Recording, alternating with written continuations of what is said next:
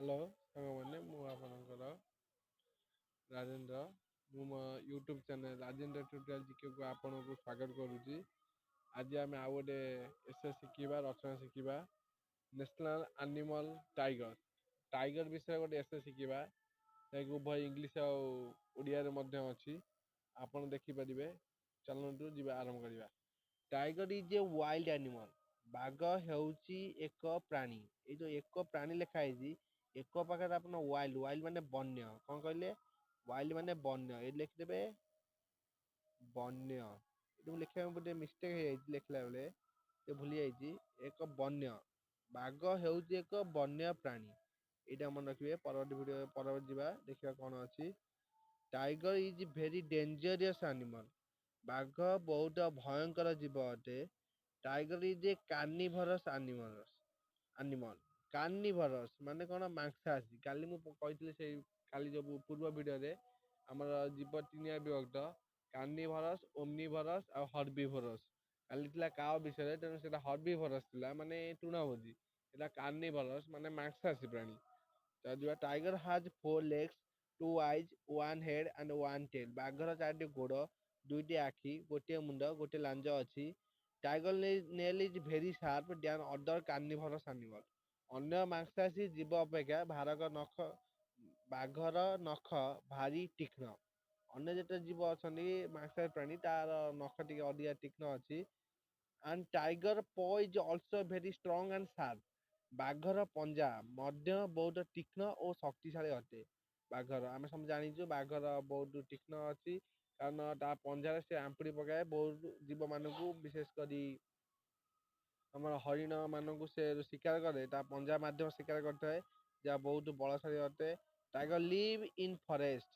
Tiger माने बाघ बाघ जंगल रे रुहे।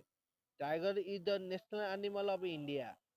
बाघ हूँ भारत जातीय पशु या गवर्नमेंट ये भारत सरकार घोषणा कर बाघ कहले रॉयल बेंगल टाइगर महाबल बाघ हूँ भारतर जातीय पशु यहाँ मन रख खाली टाइगर नुह रॉयल बेंगल टाइगर जैकि भारतर जातीय पशु अटे।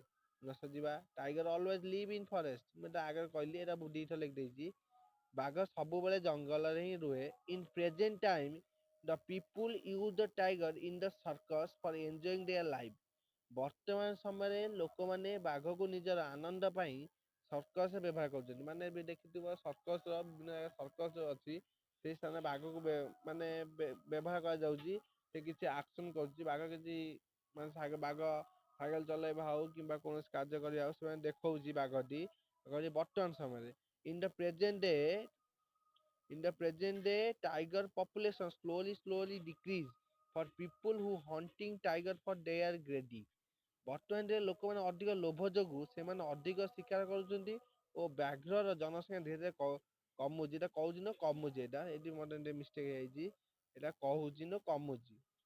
बर्तमान समय बाघर पपुलेसन धीरे कमे लगी कारण लोक मैंने प्राणी जगत एवं अधिक लोभग्रस्त हो गले से किपर अधिक टंका कमेब पार्टी लालसा को पूरण कर से बाघ शिकार करुच्ची। बर्तमान समय बाघ संख्या कमिगलानी बाघर नखर मूल्य बहुत अधिक हो बाघ को मारिकी बाघ चमड़ा एगुड़ नहीं जाऊँ परिवेश प्रदूषित होद्वारा बाघ माने बंचा कष्टर हो जाऊ पक्षे यहीपरि भाव में पपुलेसन धीरे धीरे कमे लगी।